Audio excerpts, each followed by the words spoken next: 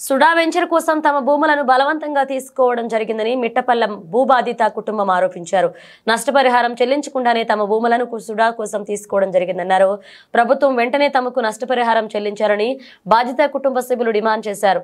సిద్దిపేట జిల్లా సిద్దిపేట అర్బన్ మండలం మిట్టపల్లి సుడా వెంచర్లో ఓ భూ బాధిత కుటుంబం గుడిసె వేసుకుని వంట వార్పు చేసుకుని నిరసన తెలిపారు.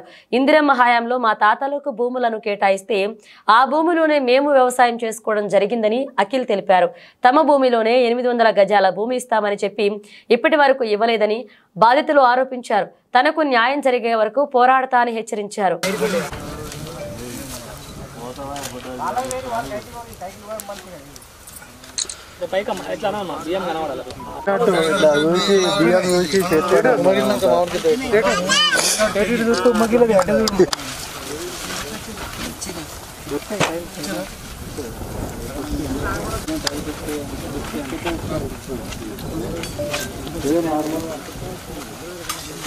వడ్లకొండ అంజయ్య గారి పేరు మీద గత ఇందిరమ్మ కాలంలో 1980s మా తాతగారి పేరు మీద ఎకరం ల్యాండ్ సీలింగ్ కింద ఇచ్చారు సార్.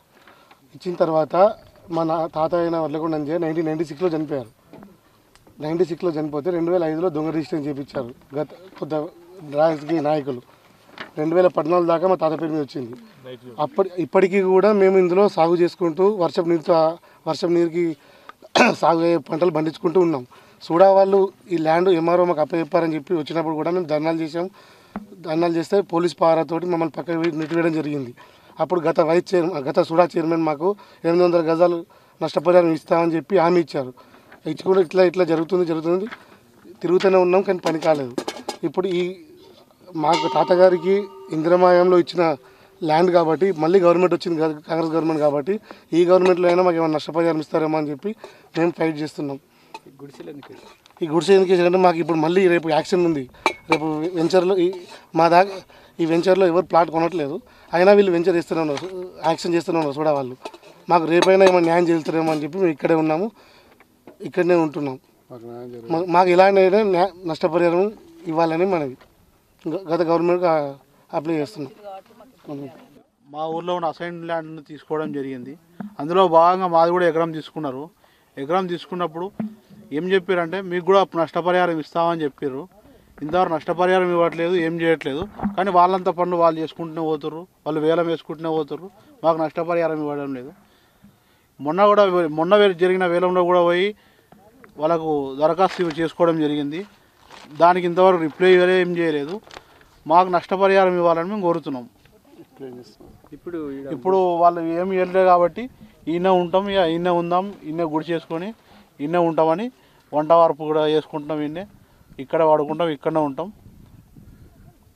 నష్టపరిహారం ఎంత ఇస్తామన్నారు? నష్టపరిహారం అందరికి ఇచ్చినట్టు 800 గజాలు ఇస్తామని చెప్పారు. ఇంతవరకు ఏమి ఇవ్వలే. మళ్ళీ ఇంకోటి ఏమైందంటే ఇందులో నష్టపోయిన వారికి కాకుండా కొందరు రాజకీయ నాయకులు బినామీలకు ఇవ్వడం జరిగింది.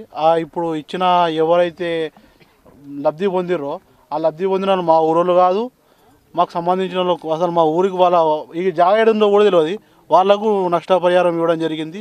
వాళ్ళకింత వీళ్ళకింత అన్నట్టు మాట్లాడుకొని బినామీల పేర్లు మీద చేయడం జరిగిందన్న. ఇందులో అసలైన లబ్ధిదారులకు కాకుండా బినామీలకు ఇచ్చిర్రు.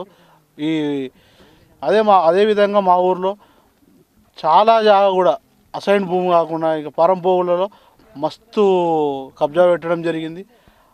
అలాంటి వ్యక్తులపై ఎలాంటి చర్యలు తీసుకోవడం లేదు. కానీ మాలాంటి ఇప్పుడు మేము చిన్నప్పటి నుంచే ఇందులోనే సాగు చేసుకుంటూ కందులు చేసుకుంటూ దీని మీదనే ఆధారపడి ఉన్నాం. మా ల్యాండ్ తీసుకొని మాకే ఎడగాకుండా ఏమి ఇవ్వలేదు, అసలు నష్టపరిహారమే ఇవ్వకుండా చేసిర్రు. అది అట్లా కాదే. ఇప్పుడు కాంగ్రెస్ ప్రభుత్వం వచ్చింది, కాంగ్రెస్ ప్రభుత్వం చేంజ్ అయినప్పుడు ఇప్పుడన్నా న్యాయం చేయాలి. ఇది కూడా ఇచ్చింది కూడా కాంగ్రెస్ ప్రభుత్వం. అప్పుడు ఇందిరమ్మ రాజ్యంలో అసైన్ భూమి కింద ఇచ్చిర్రు మాకు. అప్పుడు ఇచ్చినప్పుడు మా తాత పేరు మీద ఇచ్చిర్రు. మా తాత పేరు మీద ఇచ్చినప్పుడు మా తాత 1996లో చనిపోయిండు. 96లో చనిపోయిన తర్వాత ఏమైందంటే మా తాత డెత్ సర్టిఫికేట్ కూడా మొన్న 2016లో తీసినాము. 2012లోనే ఏం చేసిర్రు, భూమార్పిడి చేసిర్రు అక్రమంగా. ఇదొకటి కూడా జరిగింది ఇలా.